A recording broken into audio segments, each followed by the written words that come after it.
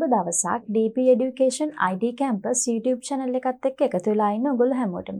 ඉතින් අපි කලින් වීඩියෝ එකේදී කතා කරා කොහොමද components වල instances create කරන්න කියලා.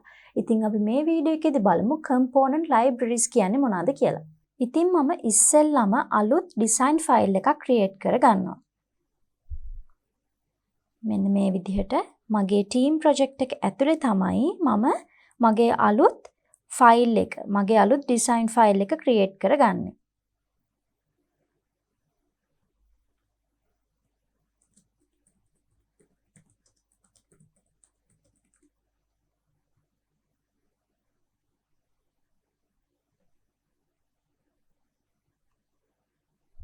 ඉතින් මගේ ටීම් ප්‍රොජෙක්ට් එක ඇතුලේ මම අලුත් ඩිසයින් ෆයිල් එකක් මෙන්න මේ විදිහට ක්‍රියේට් කරගන්නවා. මම මේක රීනේම් කරගන්නවා component libraries කියලා.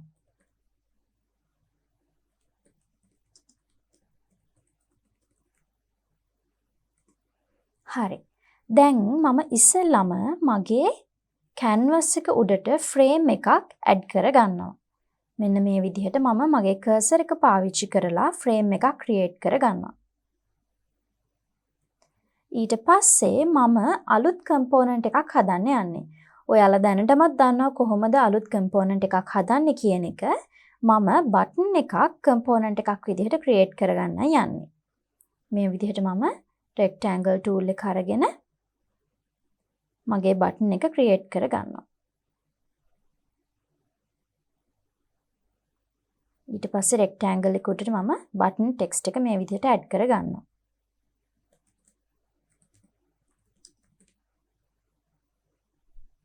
ඊට පස්සේ මම මගේ බටන් එක මේ විදිහට තව චුට්ටක් ස්ටයිල් කරගන්නවා. මගේ ෆොන්ට් සයිස් එක මම මේ විදිහට වැඩි කරගන්නවා. ඊට පස්සේ මගේ ෆොන්ට් ෆැමිලි එක චේන්ජ් කරගන්නවා. ඒකට මම ෆොන්ට් weight එකක් දෙනවා. ඊට පස්සේ මම advanced settings වලට ගිහිල්ලා මගේ button text එකේ case එක වෙනස් කරනවා. මෙන්න මේ විදිහට මම title case කියන option එක දෙනවා.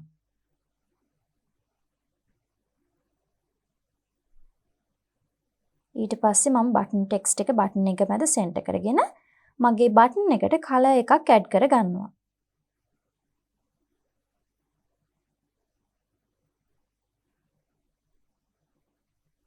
ඊට පස්සේ මම මගේ button එකට border radius එකකුත් add කරගන්නවා. හරි. දැන් මේක මම component එකක් විදිහට save කරගන්න යන්නේ. ඊට කලින් මම මගේ text එකයි rectangle එකයි දෙකම එකතු කරලා ඒක group කරගන්නවා. ඊට පස්සේ මම මේක select කරලා මෙන්න මෙතනින් component එකක් විදිහට save කරගන්නවා. ඔයාට පේනවා ඇති layers pane එකේ මගේ අලුත් component එක පෙන්වන විදිහ. ඉතින් මම මේකට primary button කියලා නම දාගන්නවා.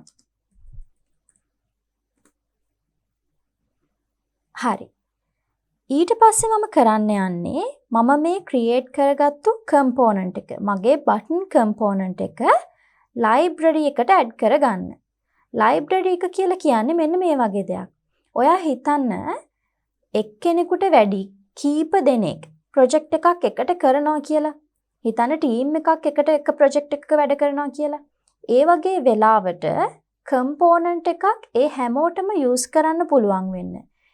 component එක ඒ හැමෝටම access කරන්න පුළුවන් වෙන්න අපිට තියාගන්න පුළුවන් තැනක් තමයි library එකක් කියලා අපි කියන්නේ. ඉතින් අන්න ඒ නිසා අපි component libraries පාවිච්චි කරනවා නම් අනිවාර්යෙන් මේක team project එකක් වෙන්න ඕනේ. ඉතින් මම මෙන්න මේ විදිහට මගේ component එක select කරලා ඉතින් මෙන්න මේ විදිහට මෙතන main menu එකට ගිහිල්ලා මම මේ තියෙන library කියන link එක click කරනවා. ඔයාට පේනවා ඇති මෙන්න මේ විදිහට pop-up එකක් ආවා. ඒකේ පෙන්නනවා component libraries කියලා මගේ file එක. ඊට පස්සේ ඒකේ ඇතුලේ components එකක් තියෙනවා කියලා පෙන්නනවා. ඉතින් මට පුළුවන් මෙතනින් මේක publish කියන button එක click කරලා publish කරගන්න. ඊට පස්සේ මගෙන් ආයෙමත් අහනවා මේක publish කරන්න ඕනේද කියලා. මට පුළුවන් ඕනේ නම් මෙතන description එකක් add කරගන්න. මම මෙතන description එකක් add කරගන්නේ නැහැ. මොකද ඒක optional නිසා. ඊට පස්සේ මම මේක publish කරගන්නවා.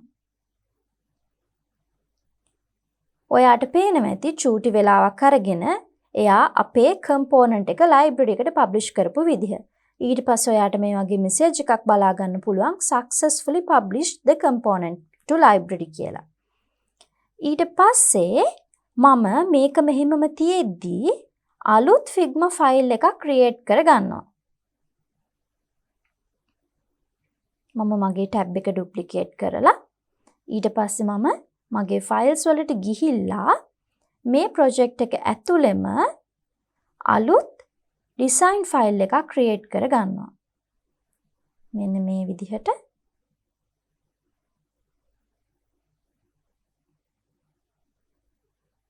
මගේ අලුත් design file එක මම create කරගත්තා. ඒකට මම නම දෙනවා මෙන්න මෙහෙම. component library second file කියලා.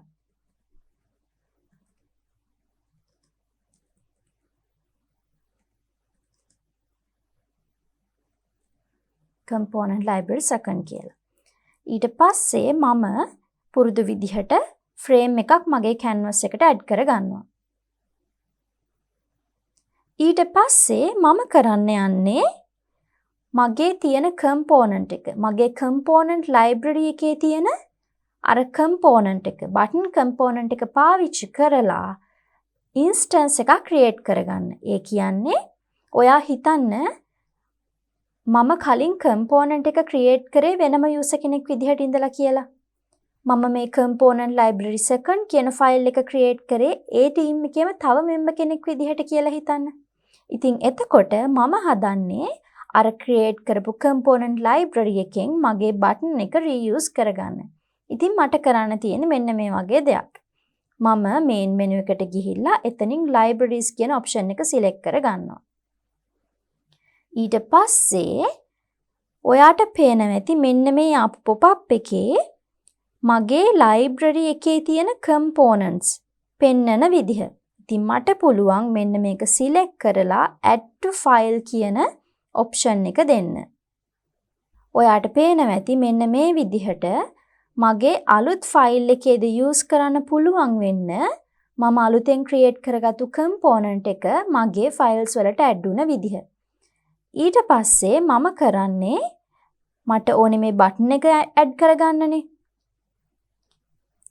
ඊට පස්සේ මම කරන්නේ මෙන්න මේ button එක add කරගන්න ඕනේ නිසා මේක double click කරලා drag කරගෙන ඇවිල්ලා මගේ frame එක උඩට drop කරගන්නවා. ඊට පස්සේ මම මේක close කරගන්නවා. ඉතින් අපි බලමු කොහොමද මේක මෙතන ඉඳලා වැඩ කරන්නේ කියලා. ඉතින් මං ආයෙමත් යනවා මගේ main file එකට. මම මගේ main file එකට ඇවිල්ලා මගේ component එකේ background color එක change කරනවා.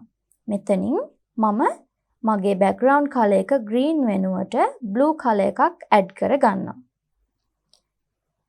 ඊට පස්සේ ඔයාට පේනවා ඇති මෙන්න මෙතන මේ assets කියන tab එක ගාව චූටි අලුත් dot එකක් පෙන්නනවා.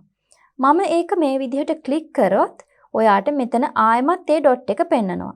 එතන tool tip එකක් පෙන්නනවා review unpublished changes කියලා. ඒ කියන්නේ මම මේ button එකේ color එක update කරානේ. ඉතින් මට පුළුවන් මේක team එකේ ඉන්න අනිත් අයටත් පාවිච්චි කරන්න පුළුවන් වෙන්න මේ අලුත් changes ටික publish කරන්න. මම මේක මේ විදිහට click කරොත් මෙන්න මෙහෙම pop-up එකක් එනවා. ඊට පස්සේ මට පුළුවන් මේක publish කරන්න. මම මේක publish කරද්දි වෙන්නේ මම අලුතෙන් කරපු changes ටික ආයෙමත් publish වෙන එක. මම මෙන්න මේ විදිහට publish කියන button එක click කරගන්නවා. ඊට පස්සේ මගෙන් අහනවා මෙන්න මේ changes ටික තමයි ඔයා update කරන්න යන්නේ. ඔයා update කරනවද කියලා. ඉතින් මෙතන අපි එක change එකක් කරපු නිසා එකයි පෙන්නන්නේ.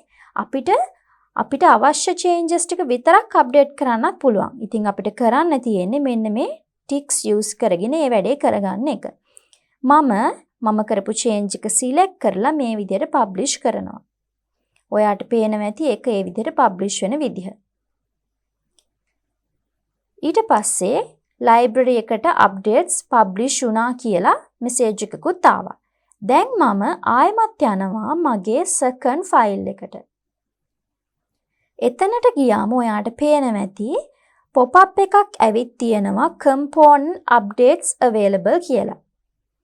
ඊට පස්සේ මෙතනත් මේ assets කියන තැන කලින් ෆයිල් එකේදී වගේම අලුත් dot එකක් ඇවිල්ලා තියෙනවා. ඉතින් මේ තැන් දෙකෙන් ඕනෙම තැනකින් මට ඒ අලුත් changes ටික review කරන්න පුළුවන්. මම මේ pop-up එකකින් review කියන option එක දෙනවා. ඊට පස්සේ මට පුළුවන් මගේ component එකට වෙච්ච අලුත් change එක මගේ instances වලටත් add කරගන්න. ඉතින් මට තියෙන්නේ මෙන්න මේ update කියන button එක click කරන එක විතරයි. ඔයාට පේනවා ඇති මගේ changes ටික මෙන්න මේ විදිහට මගේ instance එකටත් apply වුණ විදිහ. ඉතින් මේ විදිහට තමයි component library එකක තියෙන components වැඩ කරන්නේ.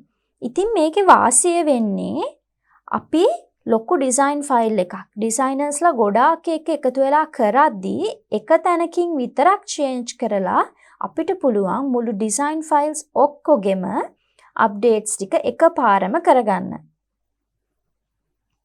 අනිත් දේ තමයි මේ component libraries කියන option එක අපිට දෙන්නේ Figma වල paid version වලදී විතරයි. free plan එකේදී අපිට ඒගොල්ලෝ component libraries access කරන්න දෙන්නේ නැහැ.